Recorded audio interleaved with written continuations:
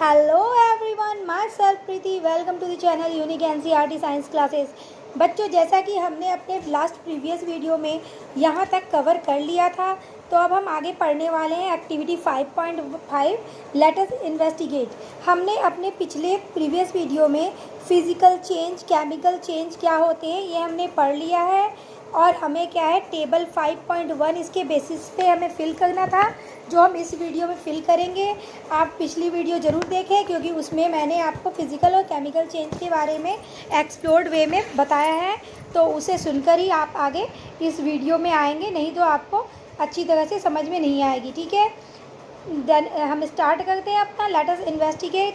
Place 2 identical candles on 2 separate petri dishes and light them. हमें कहा गया है कि हमें 2 कैंडल लेनी है और दोनों को क्या करना है, ग्लो कराने हैं, जलाने हैं, हमें बर्न करना है। ठीक है, cover one of this with a glass tumbler and are son in 5.6। ये हमारा फिगर 5.6 है, जिसमें हमें बताया गया है कि एक में उन्होंने टम्बलर से कवर कर दिया है और एक खुले एटमॉस्फेयर में बस पेट्री डिश में करके रख दिया गया है। What happens to the candle flames in the 2 cases. तो इन दोनों केसेस में क्या होगा, तो आप देख रहे हो जैसे कि हमने पहले पढ़ा है कि बर्निंग के लिए क्या ज़रूरी है, बर्निंग के लिए ऑक्सीजन ज़रूरी है। जबकि अगर कहीं ऑक्सीजन की कट हो जाएगी, नहीं होगा, कमी हो जाएगी, तो वो क्या हो जाएगी, लाइटेड कैंडल जो है वो बुझ जाएगी, क्योंकि उसके पास ऑक्सीजन नहीं है, तो वो बर्न आगे नहीं हो पाएगा। जैसे कि हमने पढ़ा है पहले कि कंबशन के लिए 3 चीज़ें क्या क्या ज़रूरी हैं। तो कंबशन के लिए हमारा ज़रूरी है कि कोई भी एक फ्यूल हो जिसको हम कंबशन कर सकें, हीट चाहिए और ऑक्सीजन चाहिए। तो हमें 3 चीज़ें हमारे पास ज़रूर होनी चाहिए। किस लिए? कंबशन के लिए। कौन कौन सी चीज़ें चाहिए? तो हमारा फर्स्ट क्या है, हमें फर्स्ट चाहिए फ्यूल, जिसे हमें कंबशन के लिए यूज़ करना है। फिर चाहिए हमें ऑक्सीजन, जिसके की प्रेजेंस में हम लाइटेड कर सकते हैं, उसको जला सकते हैं। और थर्ड चाहिए हमारा हीट, जिसके थ्रू हम उसमें आग या गर्माहट डाल सके कि वह इस टेम्परेचर पे पहुंच जाए कि कोई भी फ्यूल क्या हो, उसमें बर्निंग स्टार्ट हो जाए। तो बेटा ये हमारे 3 फैक्टर्स हैं जो बर्निंग के लिए बहुत ज़रूरी है। तो यहाँ क्या हो रहा है, इस फिगर में हमें दिख रहा है कि यहाँ ग्लास टम्बलर से कवर कर दिया गया है, तो यहाँ ऑक्सीजन क्या होगी, यहाँ कट हो जाएगी, जिसके कारण इसकी बर्निंग रुक गई है। तो what happens to the burning flames in the 2 cases. तो हमने समझ लिया है, अब हम आगे पढ़ते हैं कि 2 केसेस में हुआ क्या है। ठीक है, we observe that the candle that was not covered in figure 5.6 continue to burn. वो जलता गया है, उसमें बर्निंग होती रही। Where is the candle that was covered with a glass tumbler stops burning after some times. और दूसरी वाली क्या है, उसकी बर्निंग स्टॉप्स हो गई है। Why does this happen? Because क्या है, ऑक्सीजन जो है कट हो गई है, जो हमारे फ्यूल के जलने के लिए, बर्निंग के लिए बहुत ज़रूरी है। ठीक है, तो अगर बेटा उन 3 फैक्टर्स जिसके बारे में हमने पहले बात की, उनमें से एक भी अगर फैक्टर्स मिसिंग होंगे तो क्या होगा, हमारी बर्निंग पॉसिबल नहीं होगी। ओके, तो ये क्यों हुआ, क्योंकि वहाँ ऑक्सीजन नहीं पहुँच सकी। ठीक है, इसीलिए क्या हो गया, बर्निंग स्टॉप हो गया। ओके, अब हम देखते हैं हमें बुक में क्या दिया गया है, वो इसके साथ आगे बढ़ते हैं। Since the candle covered by the glass tumbler does not have a continuous supply of air, the flame gets extinguished soon. अगर जहाँ एयर की सप्लाई नहीं होगी तो क्या हो जाएगा, वहाँ जहाँ भी फ्यूल की बर्निंग हो रही हो, सप्लाई ऑफ एयर नहीं है, तो वो बर्निंग स्टॉप हो जाएगी, एक्सटिंग्विश्ड हो जाएगा, वो जस्ट ही उसके फ्लेम क्या है, बुझ जाएंगे। ठीक है, the component of air that supports combustion is oxygen, as we have already discussed. This can be confirmed by the presence of carbon dioxide in the glass tumbler inverted on the on the candle. जैसा कि हमने second में देखा था कि tumbler को candle के ऊपर क्या किया गया था, पलट के रख दिया गया था, कवर्ड कर दिया गया था, जिस कारण वहाँ ऑक्सीजन या कार्बन डाइऑक्साइड जो है उनकी this can be confirmed by the presence of carbon dioxide in the glass tumbler inverted on the candle. तो क्या है, ऑक्सीजन ख़त्म हो गया बेटा वहाँ पे। जो सपोर्ट करता है हमारा, ऑक्सीजन क्या करता है, सपोर्ट करता है, तो वो ऑक्सीजन की सप्लाई क्या हो गई, ऑक्सीजन की सप्लाई कट हो गई जो सपोर्ट करता है, और वहाँ क्या बचा, this can be confirmed by the presence of carbon dioxide, और वो वहाँ कार्बन डाइऑक्साइड बचा in the glass tumbler inverted on the candle, जिस कारण कार्बन डाइऑक्साइड बेटा हमें एक्सटिंग्विशर में हम यूज़ करते हैं। ठीक है, अब ये क्या है, ये फायर एक्सटिंग्विशर है। तो अगर फायर एक्सटिंग्विशर को आप कहीं भी फायर लगी हुई है और आप वहाँ इसको लेके जाएंगे तो क्या होगी, आग जो है वो एक्सटिंग्विश हो जाएगी, वो बुझ जाएगी। तो क्या है, फायर एक्सटिंग्विशर क्या है हमारा, वो CO2 गैस है। ठीक है, तो इस कारण क्या हुआ, टम्बलर के अंदर ऑक्सीजन ख़त्म हो गई और कार्बन डाइऑक्साइड रह गया, इसलिए कैंडल क्या हुई, हमारी बुझ गई। How can you test the presence of carbon dioxide gas, ऐसे ही बेटा हमने बहुत बारी चेक कर लिया है, हमने प्रीवियस जो हमने वीडियो बनाई थी उसमें भी हमने ये पढ़े हुए हैं, लेकिन हम देखते हैं इसमें आगे में क्या दिया गया है। You can test the carbon dioxide gas by adding a small amount of lime water, जैसा कि हमने अपने पिछले जो हमने एक्सपेरिमेंट किए थे उसमें हमने देखा हुआ था। हमारा एक्सपेरिमेंट फिगर 5.2 और 5.3 जो है, इसके लिए आपको प्रीवियस वीडियो देखना बहुत ज़रूरी है, क्योंकि 5.2 और 5.3 जो एक्सपेरिमेंट हमने किए हैं उसमें हमने विनेगर के साथ और लाइम वाटर के साथ कार्बन डाइऑक्साइड कैसे रिलीज़ हो रहा है ये हमने देखा है। तो आप प्रीवियस वीडियो में जाके देख सकते हो बेटा। Okay, by adding a small amount of lime water in the petri dish, you will notice that it turns milky. This carbon dioxide was formed by the carbon from the wax and the oxygen from the air. In other words, oxygen is required for combustion, जैसा कि हमने अभी तक discuss कर लिया है और अपने प्रीवियस वीडियो में भी हमने ये पढ़ा था। साइंस एंड सोसाइटी, साइंस से हमारा सोसाइटी कैसे जुड़ा हुआ है, साइंस और सोसाइटी एक दूसरे से कैसे लिंक करते हैं, ये हम अब पढ़ने जा रहे हैं। If a person cloth is catch fire, what is the best way to extinguish the fire, तो क्या है, आपको ऑक्सीजन क्या करना है, हमें पता है कि ये क्या है, एक्सटिंग्विश में फायर बर्निंग में हेल्प करता है, सपोर्ट करता है। तो हमें क्या करना है, इसकी प्रेजेंस को कट कर देनी है। तो उसके लिए हमें क्या करना है कि जो भी बंदा हम फायर के बीच में है या फिर उसे फायर से परेशानी होने वाली है, तो हम उसको कवर कर देंगे किस चीज़ से, किसी भी मोटे क्लॉथ से, जिससे क्या है, जो उसके पास जो एयर के कांटेक्ट, जो ऑक्सीजन का कांटेक्ट उसकी बॉडी को होता है, वो ऑक्सीजन सप्लाई बंद हो जाए और ये बर्निंग क्या हो जाए, कट हो जाए, इसको कोई सपोर्ट ना करे, ये स्टॉप हो जाए। ठीक है, तो हम आगे बढ़ते हैं। इसमें क्या लिखा है, रैप अ ब्लैंकेट और क्लॉथ अराउंड द पर्सन, जैसा कि हमने डिस्कस किया कि ब्लैंकेट से उसको कवर कर दिया जाए। This cuts off the supply of air and the fire gets extinguish, तो फिर फायर क्या हो जाएगा, एक्सटिंग्विश हो जाएगा, ऑफ हो जाएगा। Synthetic blanket should be not used और cloth should never be used to put out a fire and this can melt और स्टिक टू द स्किन। तो बेटा जैसे नायलॉन है और भी बहुत सारे जो सिंथेटिक फाइबर्स हैं, वो क्या होते हैं, हमारे जो भी सिंथेटिक फाइबर जो मैन मेड होते हैं वो क्या होते हैं, वो मेल्ट हो जाते हैं, और वो मेल्ट होकर क्या हो जाते हैं, जो भी मैन या वुमेन जो भी है या बच्चा जो भी है उसके बॉडी को क्या हो जाते हैं, वो स्टिक हो जाते हैं। और जब किसी चीज़ से आपका बॉडी स्टिक हो जाता है गर्म होकर, तो वो क्या हो जाएगा, वो हमें और भी वुंड देता है, हमें चोट देता है और ब्रिस्टल्स हो जाते हैं बड़े बड़े, और वो बंदा नहीं बच पाता है। ठीक है, तो इस तरह से हमने देखा कि वो कैसे मेल्ट होकर स्टिक हो जाते हैं, कौन से, सिंथेटिक फाइबर से बने हुए जो भी ब्लैंकेट होंगे या जो भी क्लॉथ्स होंगे। इसलिए हमें ना ही उसको पहन के किचन में जाना चाहिए, ना ही उनको हमें नॉर्मली भी गर्मियों में यूज़ करना चाहिए। फैसिनेटिंग फैक्ट्स, कुछ आकर्षक फैक्ट्स जो हम पढ़ने वाले हैं इसके बारे में। नेचर्स वंडर्स, नेचर में क्या वंडर्स हैं हम वो पढ़ने जा रहे हैं। You might have seen some insects emitting light, कुछ इंसेक्ट्स क्या हैं, एमिट करते हैं लाइट। इन अ गार्डन और field in a late evening, this insect, क्योंकि लेट इवनिंग में क्या है बेटा, अंधेरा हो गया, तो उसमें हमें छोटी मोटी लाइट्स भी ज़्यादा अच्छे से दिखती हैं, जो कि आपको मॉर्निंग के लाइट में, सनलाइट में नहीं दिखेंगी। ठीक है, this insects are called fireflies and their light is produced by a chemical change. This type of light production without heat in living organism is called bioluminescence. ठीक है, तो इसको हम बायोल्यूमिनेसेंस कहते हैं, जिसके थ्रू जो एक केमिकल रिएक्शन है, जिसके थ्रू हमारा फायरफ्लाइज जो है बेटा वो लाइट एमिट करता है। तो फायरफ्लाइज क्या है, उसके पास एक ल्यूसीफेरिन नाम का सब्सटेंस होता है।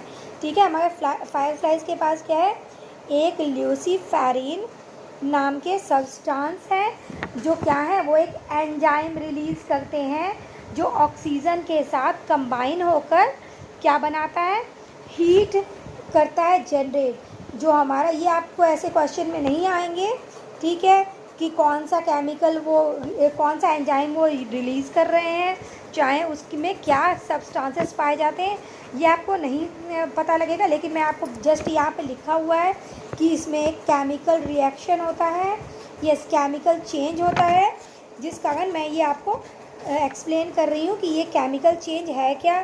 तो बेटा एक ल्यूसीफेरिन क्या सब्सटेंस है जो ल्यूसीफेरिन क्या है, ऑक्सीजन के साथ कंबाइन होकर क्या बनाता है, ल्यूसीफेरेज बनाता है। और वो क्या है, हीट, इस केमिकल चेंज में क्या है, हीट इरप्ट होती है, हीट इवॉल्व होती है। और जो हीट उस फायरफ्लाइज से के बॉडी में आपको दिखते हैं, जो हीट क्या है, बर्निंग जब ज़्यादा होगी तो वो लाइटेड में रेड लाइट के फॉर्म में आ जाती है, जिसके कारण हमें वो ग्लोइंग दिखता है, ठीक है। तो ये फायरफ्लाई जो हीट जनरेट करता है वो किसके कारण हो रहा है, वो एक केमिकल चेंज के कारण हो रहा है जो ऑक्सीजन के प्रेजेंस में हो रहा है, एंजाइम की, ल्यूसीफेरिन एंजाइम की हेल्प से, ठीक है। और इस प्रोसेस को हम क्या कहते हैं, बायोल्यूमिनेंस कहते हैं। ये आपको फिलिप्स आ सकते हैं, ट्रू फॉल्स आ सकते हैं कि कौन से प्रोसेस, कौन से केमिकल चेंज की वजह से जो हमारा फायरफ्लाइज है वो लाइट इमिट करता है। तो बायोल्यूमिनेसेंस से के कारण ही ये प्रोसेस है जिसके कारण वह लाइट एमिट करता है। In the presence of air enough for combustion, क्या सिर्फ एयर कंबशन के लिए इम्पॉर्टेंट है, ज़रूरी है। तो हमने बेटा पहले ही देखा कि 3 फैक्टर्स इफेक्टेड करते हैं इसको। हमारा फर्स्ट है फ्यूल, अगर फ्यूल ही नहीं रहेगा तो हम इसको किसको कंबशन करेंगे। हमारा दूसरा फैक्टर है हमारा O2, ऑक्सीजन के बिना बर्निंग पॉसिबल नहीं है। और तीसरा है हीट, जब तक हीट नहीं होगा कोई भी ऑब्जेक्ट, जैसे कि हमने देखा ल्यूसीफेरिन एंजाइम जो है वो ऑक्सीजन की हेल्प से क्या होती है, उसमें हीट उसके साथ वो कंबाइन करता है और रिएक्शन करता है, और किसके साथ, ल्यूसीफेरिन के साथ, ठीक है, ल्यूसीफेरिन एंजाइम के साथ ये कंबाइन करता है ऑक्सीजन और क्या जनरेट करता है, हीट इवॉल्व करता है, जिसके कारण फायरफ्लाइज ग्लो करते हैं।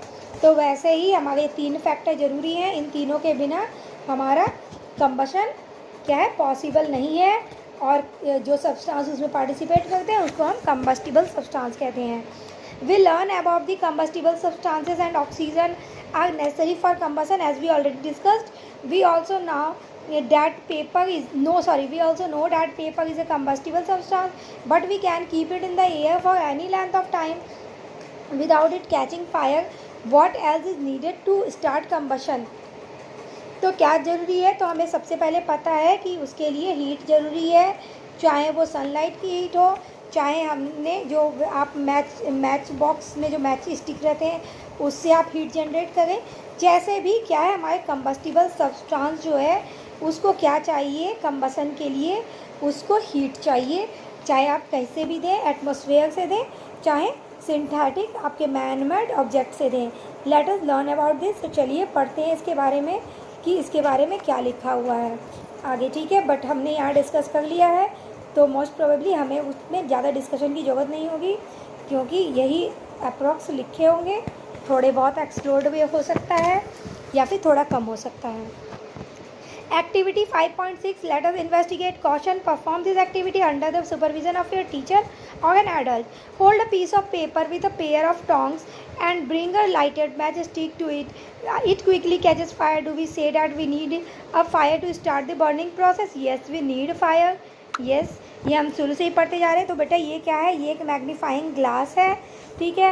आपको बोला जा रहा है कि पेपर को क्या करना है, हमें पीस ऑफ पेपर को टोंग से, चिमटे से पकड़ के रखना है और उसके पास हमें एक मैच स्टिक लानी है और उसको क्या करना है, उसको पेपर के पास लेके जाना है। तो क्या do we say that we need a fire to start the burning process? तो यस, हमें ज़रूरत है किसी बर्निंग के लिए, हमें किसी भी फायर की, किसी तरह की फायर की ज़रूरत है हमें बर्निंग कराने के लिए, ठीक है।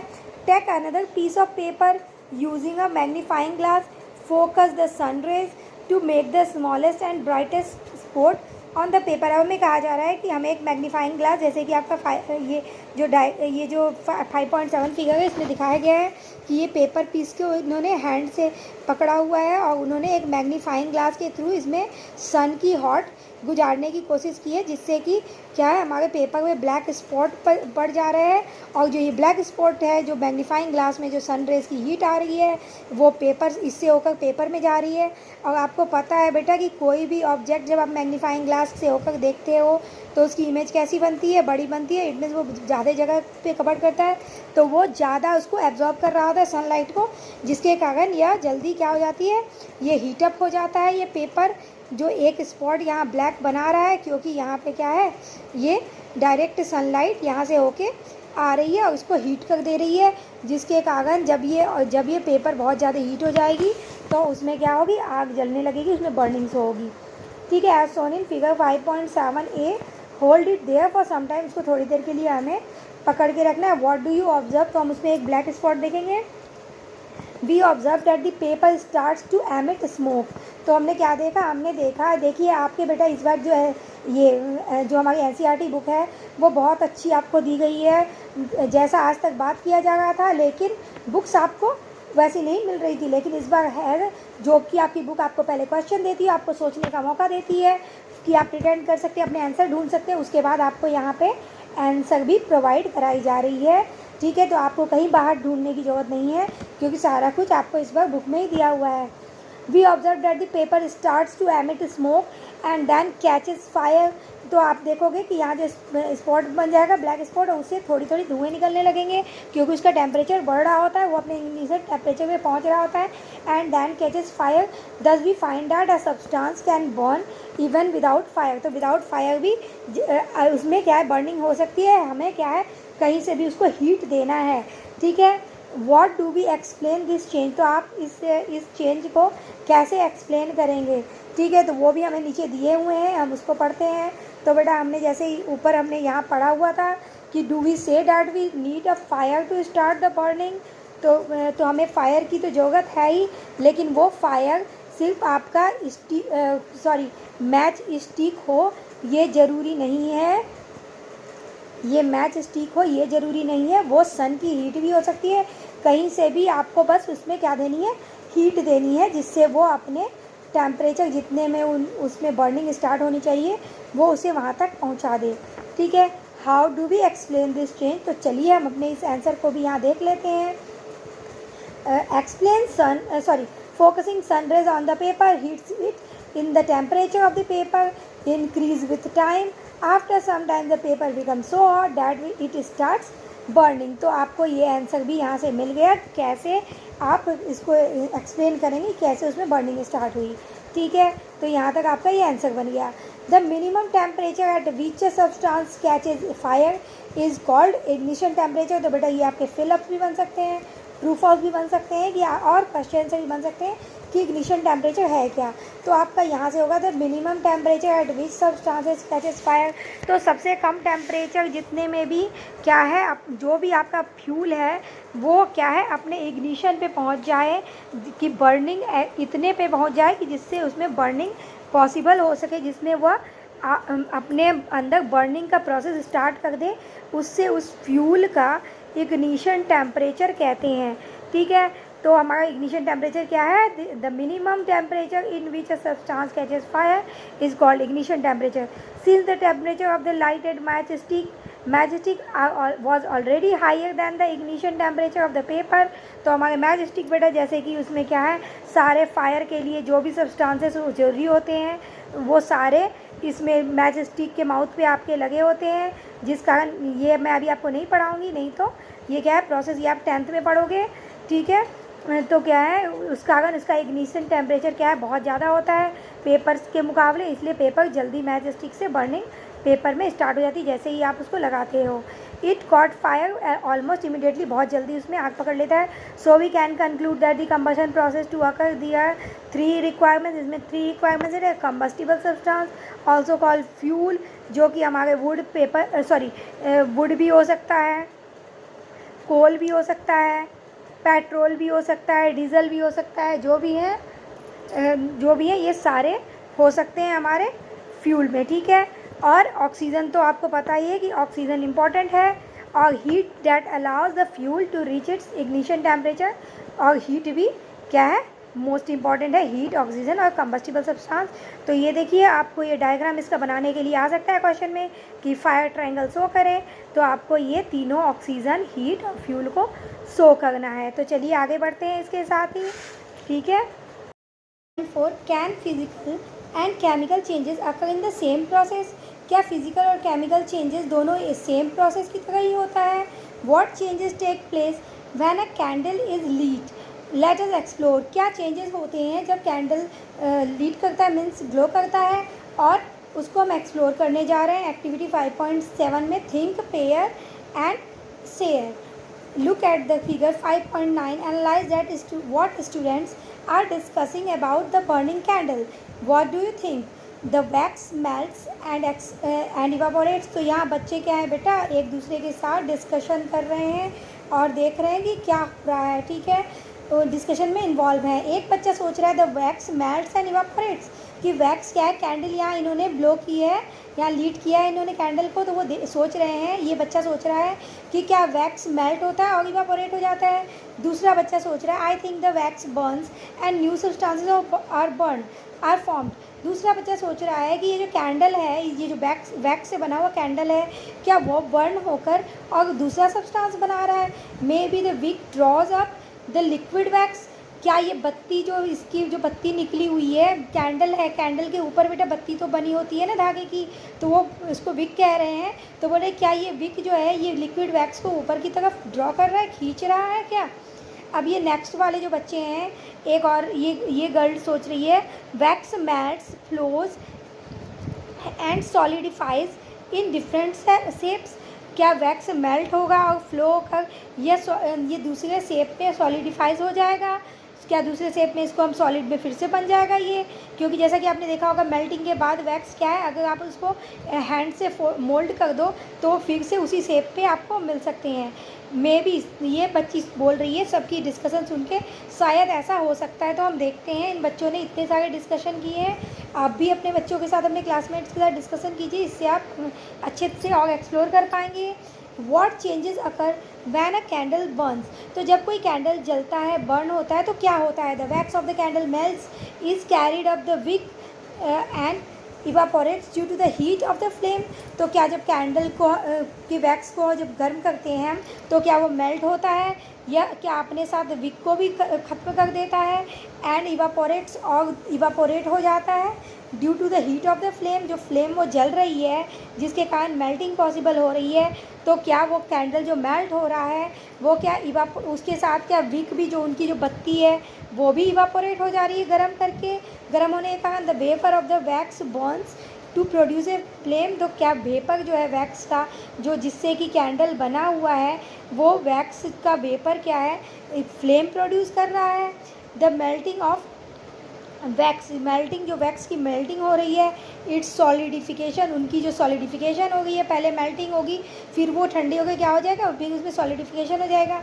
And evaporation are physical changes, ये मेल्टिंग ऑफ वैक्स उसका फिर से क्या है, देखो बेटा यहाँ मेल्ट हुआ वैक्स जो है हमारा, जो हार्ड था, जैसे कि हमारा आइस क्यूब हार्ड था, फिर वो मेल्ट होके पानी बन गया था, तो वैसे ही वैक्स क्या है, मेल्ट होके फिर ऐसे ये हो जाता है, देखते हो मेल्ट होके वो नीचे आता है और वो ऐसे फैल जाता है। लेकिन तभी आप उसको अगर गर्म में ही हाथ से लेके और मोल्ड कर दो तो फिर से आप उसको क्या कर सकते हो, सॉलिड का शेप दे सकते हो।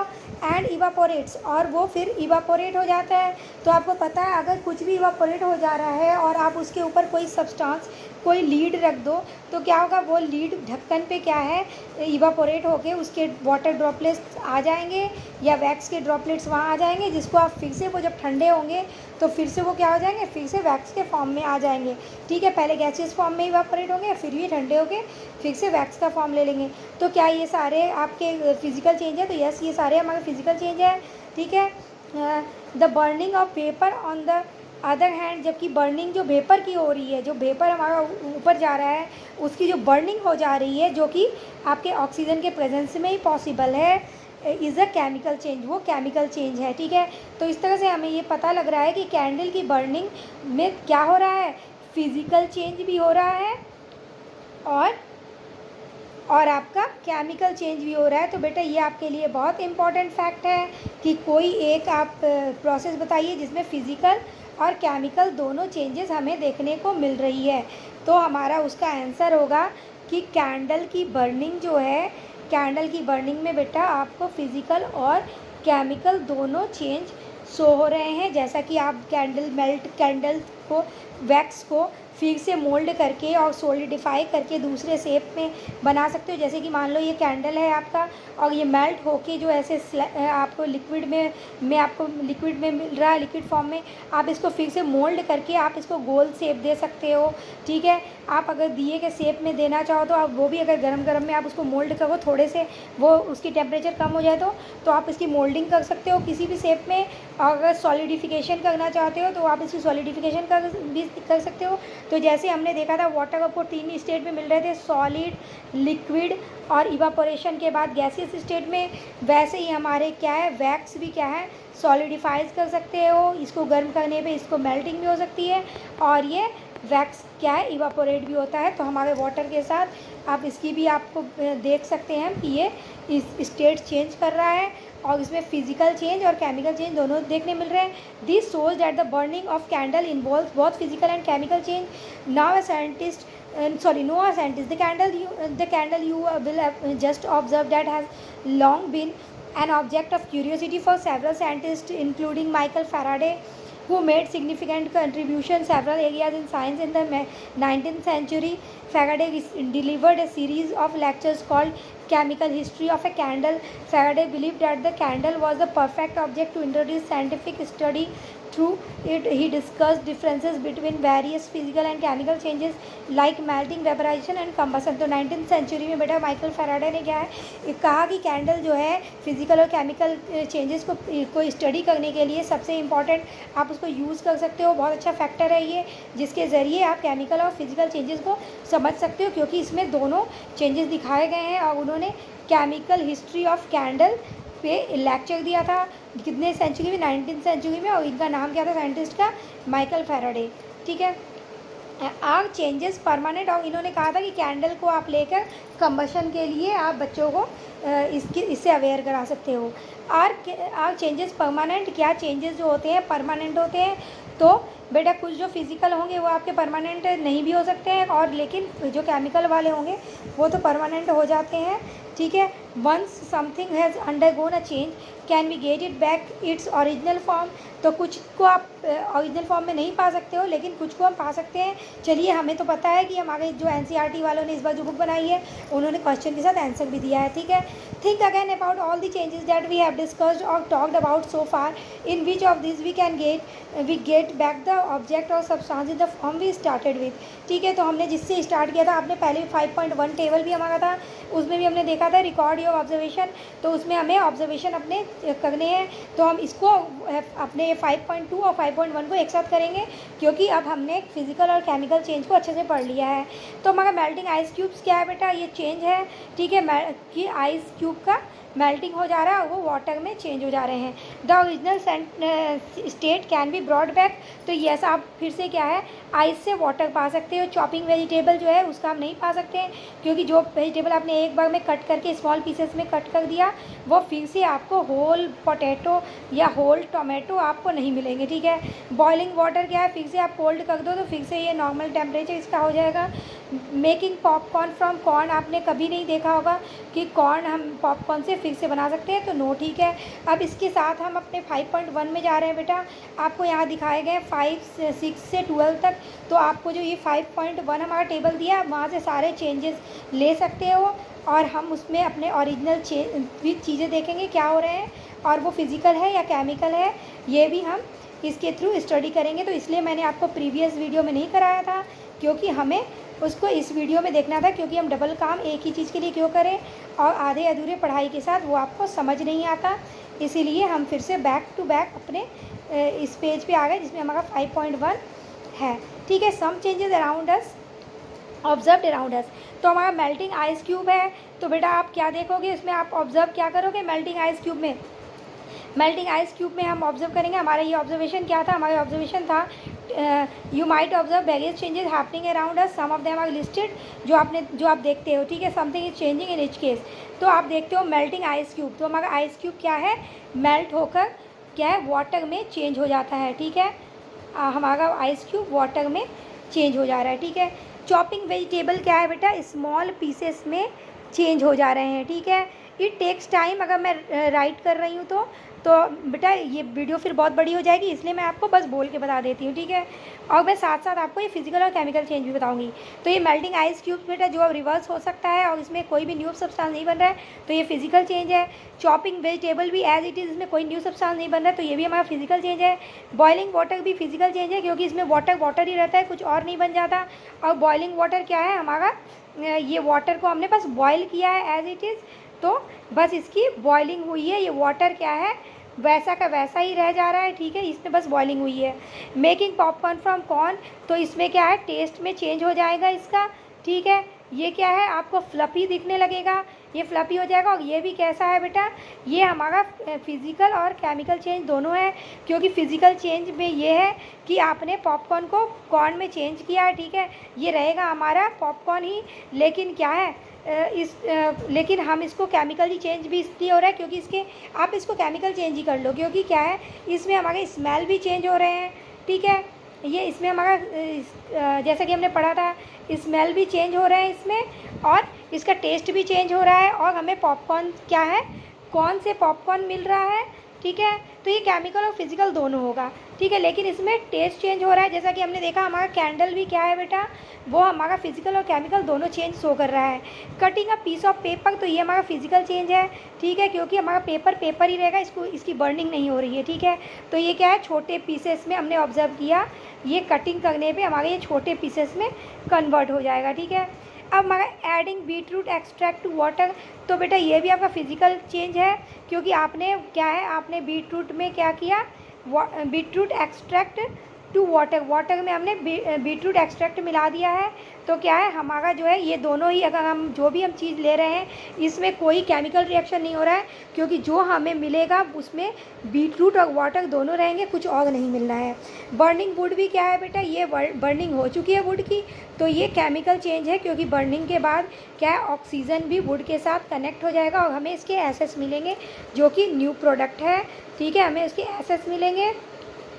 ड्राइंग वेट क्लॉथेस, अगर आपने वेट क्लॉथेस को ड्राई कर दिया तो क्या है इसके वाटर इवापोरेट हो जाएंगे, ये क्या है फिजिकल चेंज है, क्योंकि हमें पता है कि वाटर तीनों स्टेट में मिलते हैं। और कपड़े को भी आप फिर से क्या है, अगर बारिश हो गई या फिर वो फिर से हमारे सूखे कपड़े भी ये फिर से गीले हो सकते हैं, तो ये भी क्या है, ये भी हमारा रिवर्सिबल है, ठीक है। तो फिजिकल चेंज है, हमने ऑब्जर्व क्या किया कि कपड़ा क्या हो गया हमारा वेट हो गया, ठीक है, और कुछ भी चेंज नहीं हुआ है, कपड़ा ही रहेगा, कुछ और नहीं बन जाएगा। Making small balls of dough का हम क्या करेंगे, स्मॉल बॉल बनाएंगे, तो ये भी क्या है बेटा, ये हमारा फिजिकल चेंज है, क्योंकि आपने बस इसको गोल शेप स्मॉल शेप्स दे दिए, ठीक है। आपने देखा कि ये स्मॉल शेप में कन्वर्ट हो गया, आपने इसको शेप दे दिया, ठीक है, कैसा स्मॉल राउंड शेप दे दिया, ठीक है ना। लेकिन हमारा जो सब्सटेंस है वो वही है, डो का डो है, और ये व्हीट का हो मैदे का हो जो भी है वो वही चीज़ है। Rolling small balls into dough into chapati, तो ये भी बेटा हमारा फिजिकल चेंज है, क्योंकि हमने क्या किया है सिर्फ अपने बॉल को क्या है चपाती के शेप दे दिए, तो एज हम उसको शेप ही चेंज कर रहे हैं। एनी अदर में आप इतने सारे हो गए, अब अपने सराउंडिंग तब देख के और इसको और भी जो आपको ऐड करने हैं आप वो ऐड कर सकते हो, ठीक है। इस तरह से हमने अपने टेबल 5.1 और टेबल 5.2 दोनों एक साथ कर लिए हैं, ठीक है। आगे बढ़ते हैं। Returning to the original object और substance with which we started shows that the changes we bought can be reversed. For example, when ice melts, it can be refrozen into ice. Similarly, when water evaporates, it can be condensed back into liquid water.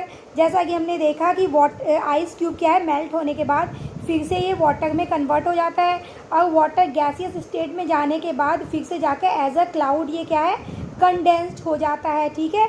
ये sky में जाके condensed हो जाता है और इस तरह से जब ये वाटर ड्रॉपलेट्स के फॉर्म में, और जब हैवी रेन होती है तो ये कंडेंस्ड वाटर फिर से क्या होता है, ये फिर से हमारे वाटर बॉडीज़ में आकर इकट्ठा हो जाता है। तो इस तरह से हमने देखा कि ये कैसे वाटर स्टेट्स चेंज करते हैं और ये रिवर्स बैक हो जाते हैं, ठीक है। Similarly, when water evaporates, it can be condensed back into liquid water. However, some changes cannot be reversed since we cannot get the original object or substances back after the change. लेकिन कुछ changes ऐसे भी होते हैं जो reversed back नहीं होते हैं, उसमें हम रिवर्स उस चीज़ को नहीं पा सकते हैं। For example, chopped vegetables can not return to the original shape and size, ठीक है। जो हमारे चॉप्ड वेजिटेबल, अगर आपने आलू को छोटे छोटे शेप में कट कर दिया, फिंगर फ्राइज़ के शेप्स में, जैसे कि बच्चे फिंगर फ्राइज़ बहुत पसंद करते हैं, उसमें अगर आपने कटिंग कर दिया तो क्या आप फिर से ऐसे पोटैटो शेप में पोटैटो पाओगे? बिल्कुल भी नहीं, आप नहीं इसको गेट बैक नहीं पाओगे। And making popcorn can not go back into its original form. अब आपका छोटा सा कॉर्न जब फूलकर बड़ा पॉपकॉर्न बन जाता है तो क्या आप इसको रिवर्स बैक कर सकते हो? नहीं, हम बिल्कुल नहीं कर सकते, ठीक है। तो इस तरह से हम देख रहे हैं कि कैसे ये वाटर जो है हमारा ये तीनों फॉर्म रिवर्स हो सकता है, लेकिन कॉर्न टू पॉपकॉर्न हो सकता है, लेकिन पॉपकॉर्न टू कॉर्न नहीं हो सकता, ठीक है। 10 changes around us could be grouped into those that can be reversed and those that can not be reversed. तो इस तरह से हम देख रहे हैं कि हमारे जो कुछ प्रोसेस क्या है रिवर्सेबल है, लेकिन कुछ क्या है कैन नॉट बी रिवर्स, ये फिर से रिवर्स नहीं हो सकते हैं, ठीक है। आर ऑल चेंजेस रिवर्सिबल, तो क्या सारे चेंजेस रिवर्सिबल है? तो हमने देखे कि नहीं, सारे चेंजेस रिवर्सिबल नहीं होते हैं। Many useful changes happen in our daily life, for example the changing of milk into curd, ripening of fruits, cutting of fruits and cooking of food.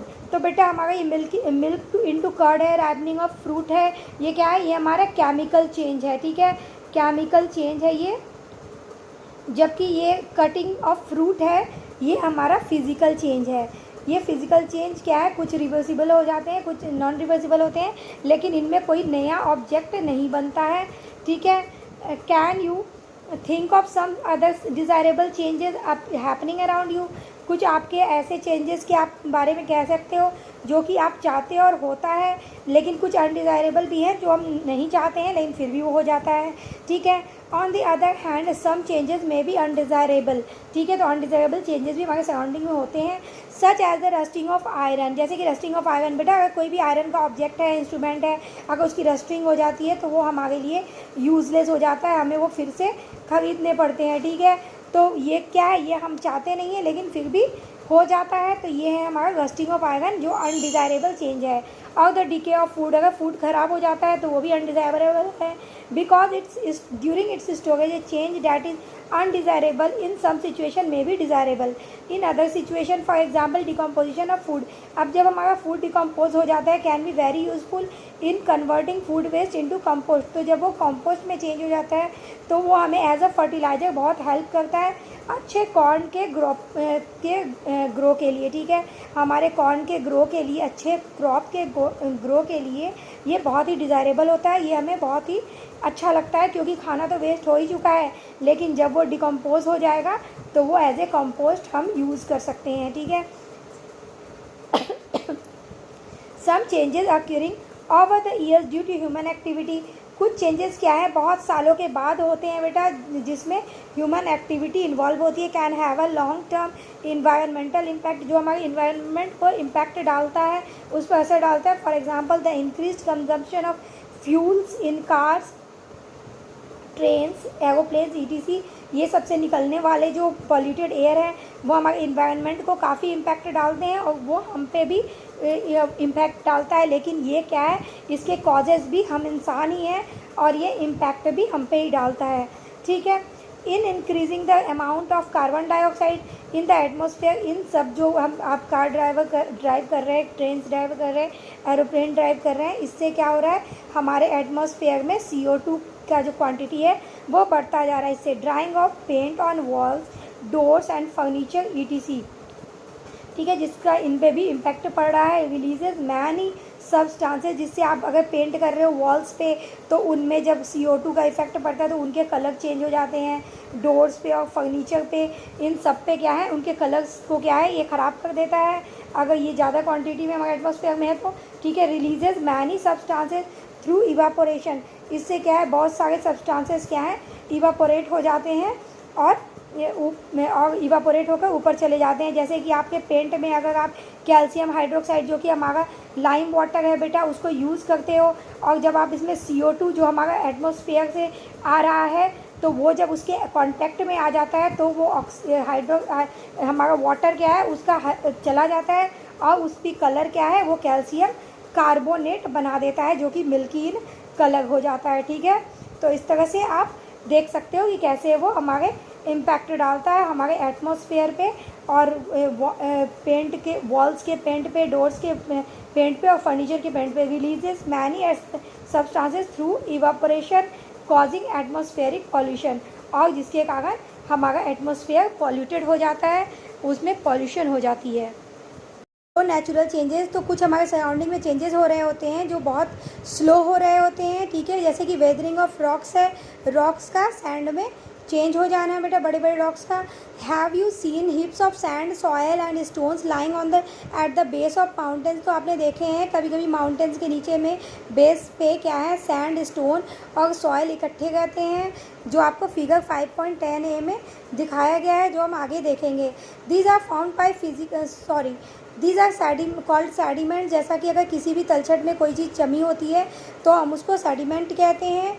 ठीक है, तलछट को हम क्लिफ कहते हैं इंग्लिश में। हाउ हैव दिस फॉर्म, तो ये कैसे फॉर्म होते हैं। These are found by physical changes that breaks off large rocks into small pieces, तो ये फिजिकल चेंजेस हैं जो जिसमें बड़ा रॉक्स जो है वो छोटे छोटे पीसेस में क्या है कन्वर्ट हो जाते हैं। Temperature changes due to climatic condition, growing roots of trees and even freezing of water within cracks in the rocks can cause them to break, तो इसके 3 फैक्टर्स दिए हैं बेटा जिसके कारण कि इनमें ब्रेक्स आती हैं।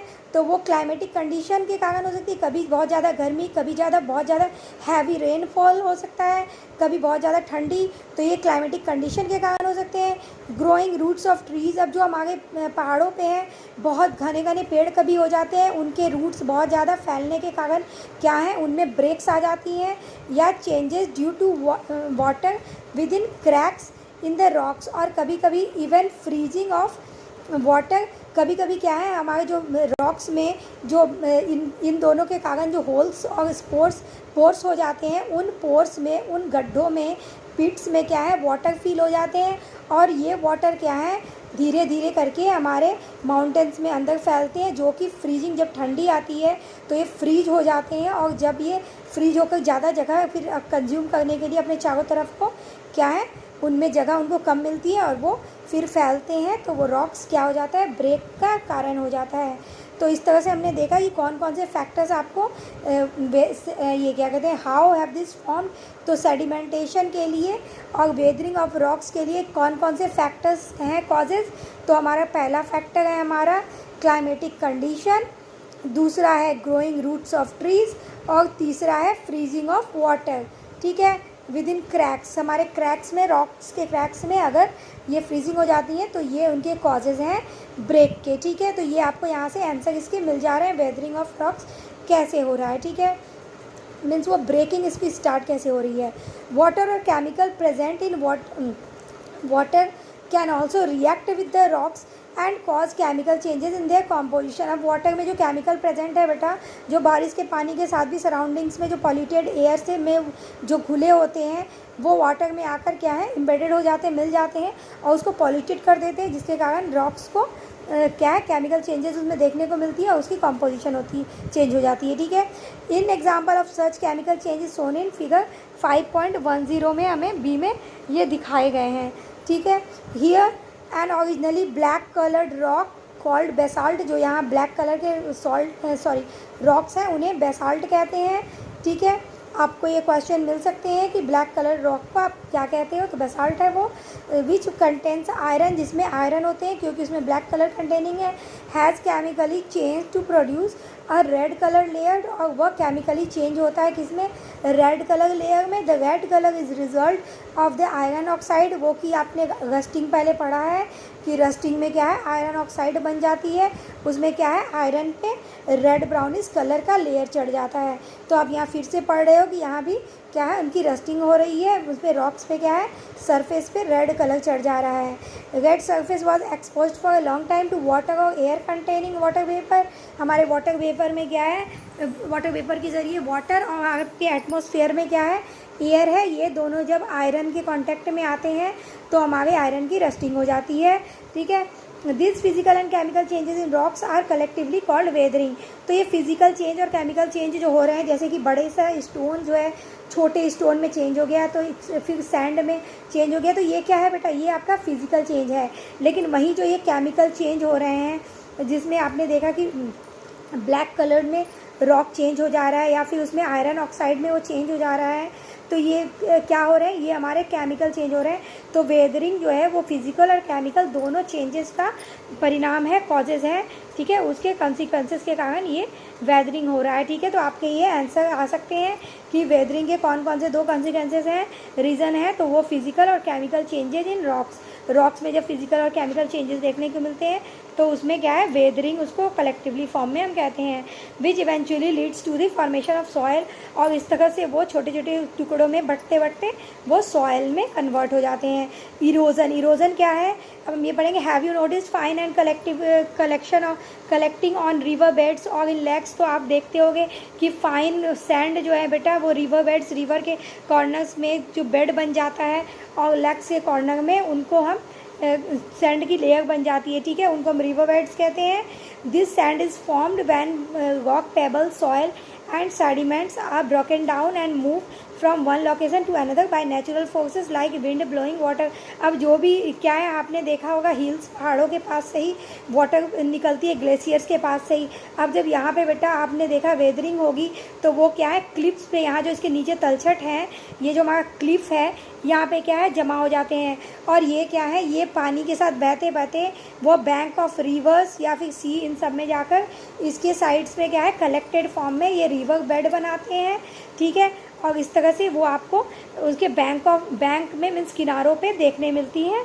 ठीक है, broke down and move from one location to another by natural forces like wind and flowing water. जब जोरदार बारिश होगी या फिर वाटर का बहाव होगा और उसके साथ विंड भी चलेगी, हवा भी चलेगी, तो वाटर की फ्लो क्या है, और ज़्यादा फास्ट हो जाती है और वहाँ से क्या है, बड़े से बड़े पत्थर भी एक जगह से दूसरी जगह पहुँच जाते हैं। This process is called erosion. तो इस प्रोसेस को क्या कहते हैं, इरोजन कहते हैं, जिसमें ये सैंड जो है, sand, rock pebble, soil, sediments, वो ब्रेक डाउन हो जाता है और वो एक जगह से दूसरी जगह बाय कॉजेज ऑफ विंड और फ्लोइंग वाटर से क्या है, दूसरी जगह पहुंच जाते हैं, उनको इरोजन कहते हैं। अगर वो सॉयल का हो रहा है तो सॉयल इरोजन कहेंगे, सैंड का हो रहा है तो सैंड इरोजन कहेंगे।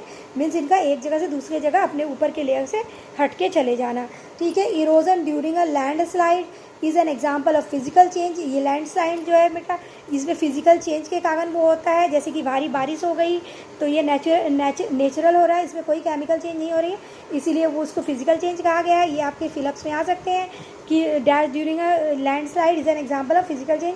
तो आप इरोजन कर सकते हो या फिर आपको यहाँ तक देखे और ये फिजिकल चेंज को भी क्वेश्चन कर सकते हैं। ठीक है, river rocks and pebbles often appear smoother due to the constant erosion caused by the flowing water, as की हमने डिस्कस कर लिया है। when the speed of water and wind decreases, जब ये डिक्रीज हो जाते हैं, such as an ocean or a lake, जैसा कि ओशन और लेक में देखने मिलता है, the materials transported during erosion settle down at the bottom। तो वो किनारों में क्या है, नीचे की किनारों, रिवर पे और नीचे की तरफ, वाटर बैंक में नीचे की तरफ क्या है, this sediments harden over time.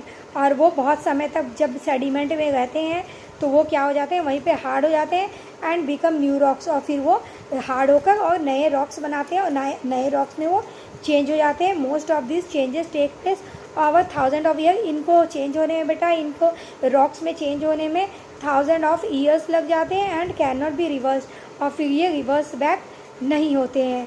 ठीक है, तो इस तरह से हमने ये अपना चैप्टर कवर कर लिया। अब मिलते हैं अपने नेक्स्ट वीडियो में इनके बैक एक्सरसाइज के साथ। तो thanks for watching my video बेटा। अगर मेरी वीडियो आपको अच्छी लगी हो तो please share and subscribe my video. Okay, मिलते हैं अपने नेक्स्ट वीडियो में।